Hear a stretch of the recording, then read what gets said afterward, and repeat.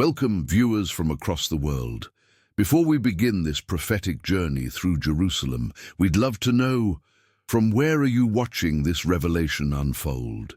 Share your city in the comments below. This is a historic moment, and we want to see how the entire world is witnessing what's happening in Jerusalem right now. The ancient stones speak today. Jerusalem awakens to an unusual stirring. Thousands gather at the Western Wall, their expectations palpable in the morning air. The sun breaks over the Mount of Olives, casting golden light across the old city. This is not an ordinary day. The atmosphere is charged with anticipation. Pilgrims from 70 nations have arrived, sensing something profound is unfolding. They've come despite the challenges, despite the warnings. They've come because they heard the call. A call that resonates beyond human understanding, a call written in ancient scrolls thousands of years ago, now happening before our eyes. The sacred city trembles with spiritual energy. Even secular observers report feeling something different in the air today. An unexplainable gravity draws people toward the ancient walls. The skies above Jerusalem display unusual patterns of clouds. Formations that seem to take meaningful shapes. Birds circle in unprecedented numbers. Nature itself seems to recognize this day's significance. The prophecy speaks of this gathering. In sacred texts, the promise of a time when nations would turn their eyes to this city, when the very stones would cry out, when the shofar would sound a new beginning. That time is now. The world watches as Jerusalem becomes the center of global attention once again, not by coincidence, not by human design, but by divine appointment. A timeline established millennia ago reaches its moment of fulfillment. The signs have aligned. The appointed time has come. What we witness today was foretold by prophets who never saw our modern world, but described it with stunning accuracy. The book of Zechariah spoke of this day. The prophet Isaiah saw it from afar. The Psalms sing of this moment, ancient words leaping from parchment to present reality. The convergence of signs is unmistakable to those who study the patterns. 7 key prophecies find simultaneous fulfillment today. Scholars of ancient texts stand amazed at the precision. What was written in mystery becomes clear in manifestation. The sealed becomes revealed, the hidden becomes obvious. Prophecy transforms from prediction to documentation. It's happening now, in this very moment. As you watch, history and prophecy merge into one reality. The veil between heaven and earth feels thin in Jerusalem today. Observers report an unusual peace despite the crowds, a stillness that defies explanation. Religious leaders who normally disagree stand together in solemn recognition. Something transcendent bridges ancient divisions. The faithful sense it. Even skeptics pause, noticing something different in the air. This convergence of spiritual energy points to what was written long ago. All nations shall flow to it. We are witnessing this flow, this gathering, this moment of spiritual awakening. Time itself seems altered in Jerusalem today. Minutes stretch into meaningful eternities. Rapid moments of revelation flash like lightning. Those present describe experiencing past, present, and future simultaneously. A phenomenon predicted by ancient mystics who spoke of days when time would fold upon itself at the appointed hour. Reality bends toward its creator. The material world acknowledges the spiritual. What was invisible becomes tangible. What was denied becomes undeniable. Heaven's agenda manifests on earth's stage. The supernatural becomes natural for this brief, sacred window. Listen to the voices rising from the crowds. "We came because we couldn't stay away," says a pilgrim from Brazil. "I dreamt of this moment," whispers a woman from Kenya. "3 generations of my family have prayed to see this day," declares an elder from South Korea. They speak different languages but share the same inexplicable calling. Prayer fills the narrow streets. Ancient Hebrew melodies blend with modern worship. Spontaneous prayer circles form where strangers become spiritual family.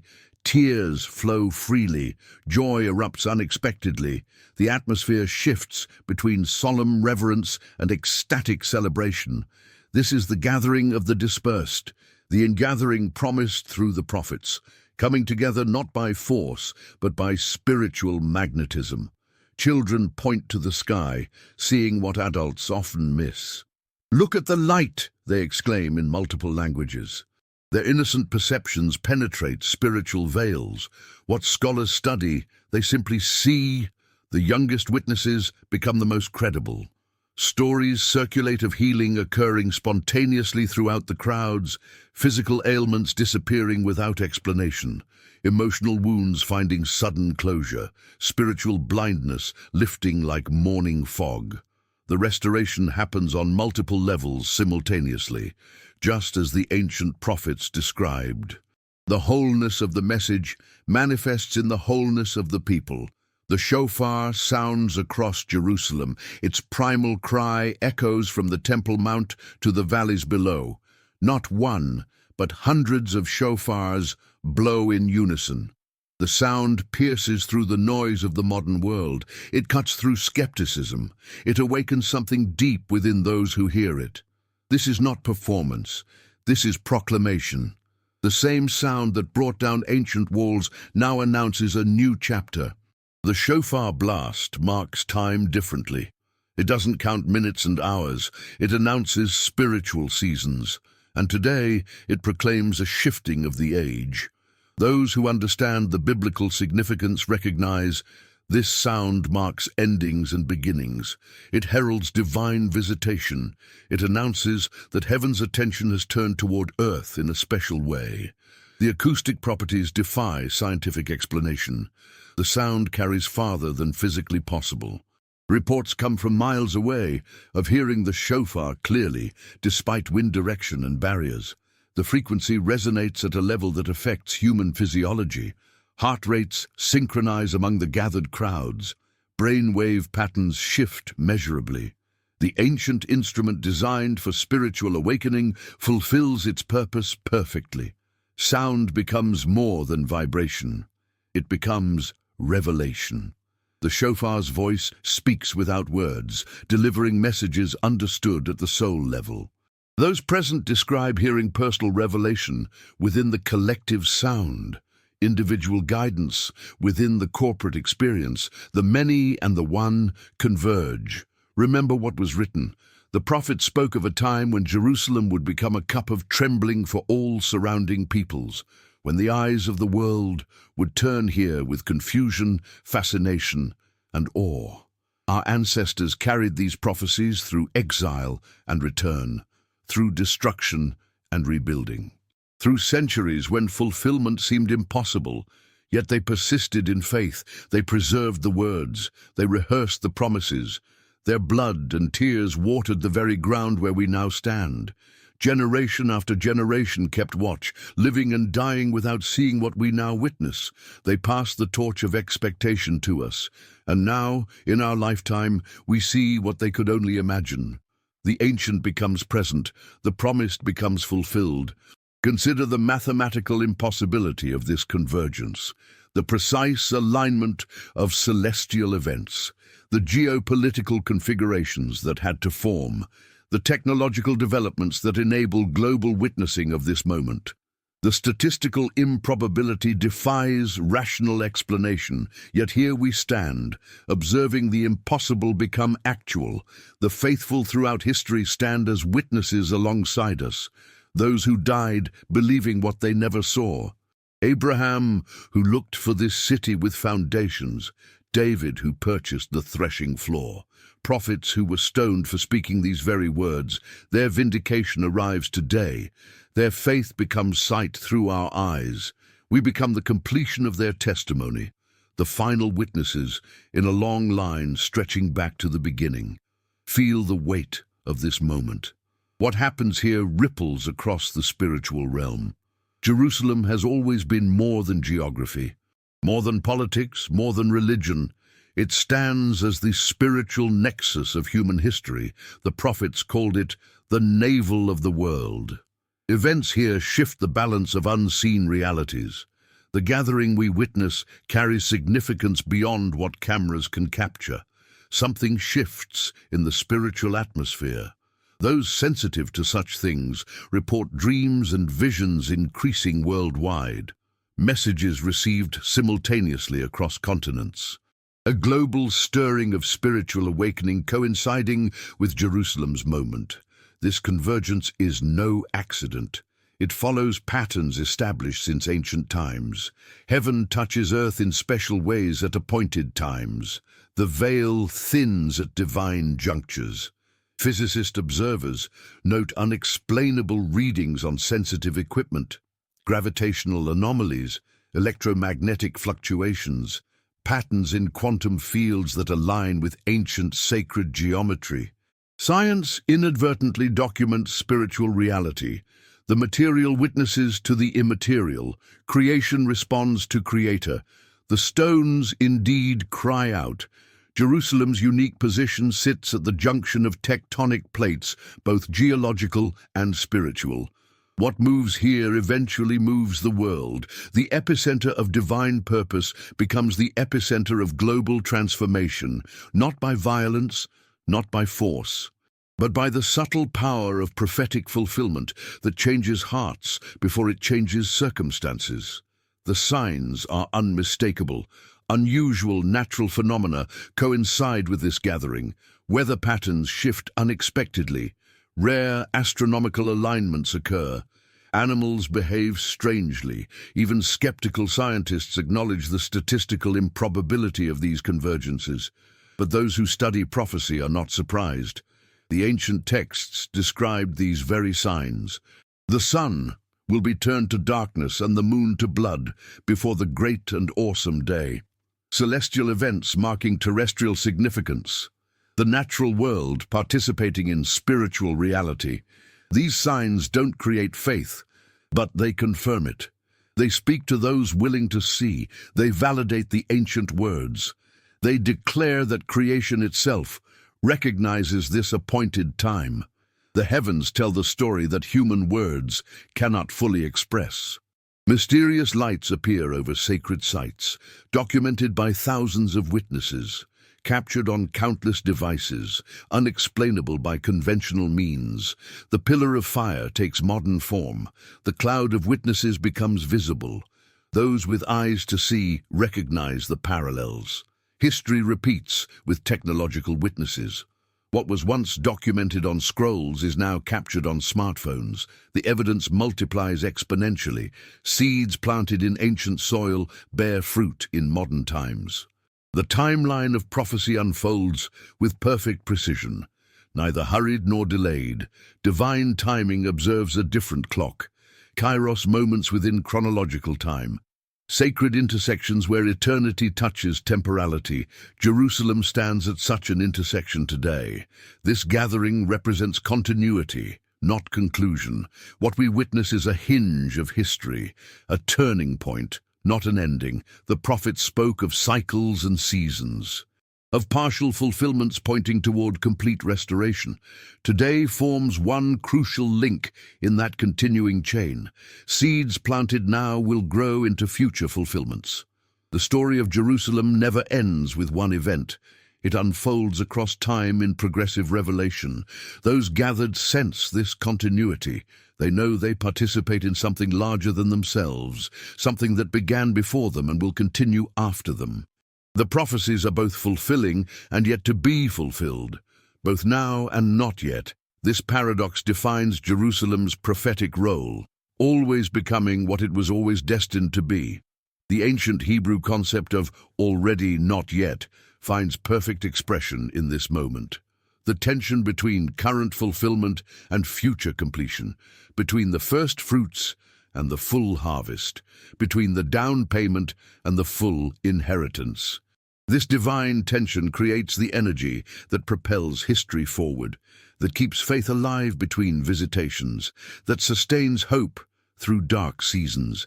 Jerusalem embodies this tension, always ancient, always new, always remembered, always becoming, always divided, always one.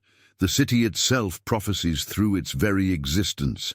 Its survival against impossible odds testifies to supernatural purpose. Its continued centrality in world affairs confirms prophetic significance.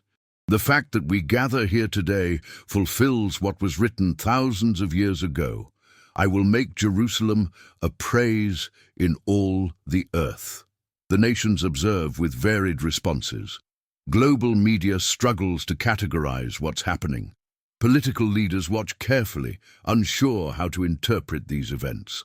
Some nations send representatives out of curiosity. Others maintain cautious distance. Still others feel compelled to oppose what they don't understand. This spectrum of reactions was itself prophesied. I will make Jerusalem a heavy stone for all the peoples. All who lift it will surely hurt themselves. The divided response reveals something about each nation's spiritual condition, about their relationship to ancient promises. Jerusalem becomes a mirror reflecting the heart of the world. Some recognize divine timing, others see only human politics.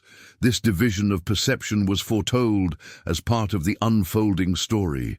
Diplomatic channels buzz with urgent communications. Security councils convene emergency sessions. Religious authorities issue statements ranging from celebration to condemnation. The polarization intensifies exactly as predicted. Those who bless Israel find themselves blessed. Those who curse find themselves hindered, not by human design, but by ancient decree. The spiritual principle operates automatically, beyond human control. Nations make choices with consequences extending beyond political calculations. The prophetic word creates a sifting of peoples and policies. Jerusalem functions as the plumb line of international relations, the measuring rod of national character, the touchstone of spiritual alignment. Leaders suddenly find their decisions regarding this city carrying unusual weight, affecting outcomes in unexpected ways.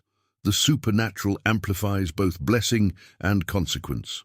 Just as the ancient texts declared, the awakening spreads beyond Jerusalem's physical boundaries. Reports arrive of simultaneous spiritual stirrings worldwide. Indigenous groups experiencing prophetic dreams paralleling Jerusalem's events. Remote villages celebrating without knowing why. The global body responding to stimuli at its center, spiritual synapses firing across continental divides. The gathering here catalyzes gatherings elsewhere. A divine synchronicity orchestrates global participation.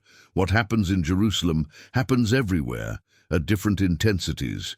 The epicenter experiences the earthquake most powerfully, but the tremors reach the farthest corners. Ancient traditions recognize this pattern. The Jewish understanding of as above, so below now expands to as in Jerusalem, so in the world. The spiritual principle of representation means these thousands represent millions. These prayers speak for the silent. These witnesses testify for the absent. This gathering becomes a first fruits offering of a global harvest. Individuals report spontaneous awakening to spiritual reality, hardened skeptics finding themselves inexplicably drawn to prayer, nominal religious practitioners suddenly experiencing authentic encounters.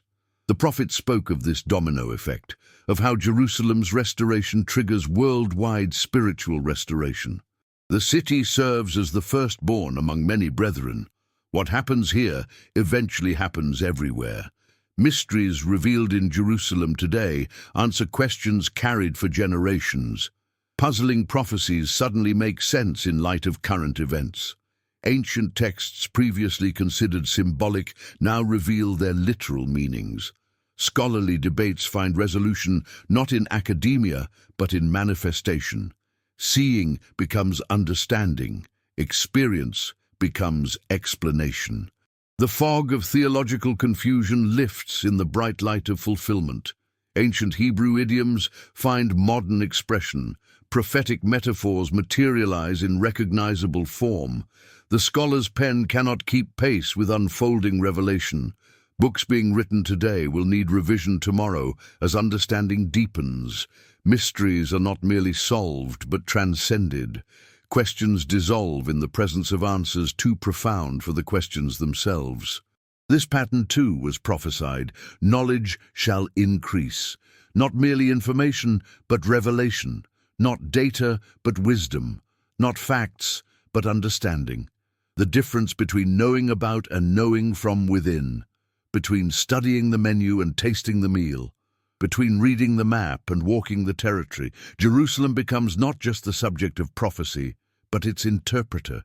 The city itself teaches those willing to learn. Its stones speak to those willing to listen. Its light illuminates those willing to see. The world stands at a crossroads of understanding. What happens in Jerusalem today sends ripples that will be felt for generations. The prophetic implications continue to unfold beyond our current vision. We stand as witnesses, but also as participants. What we observe changes us. How we respond matters.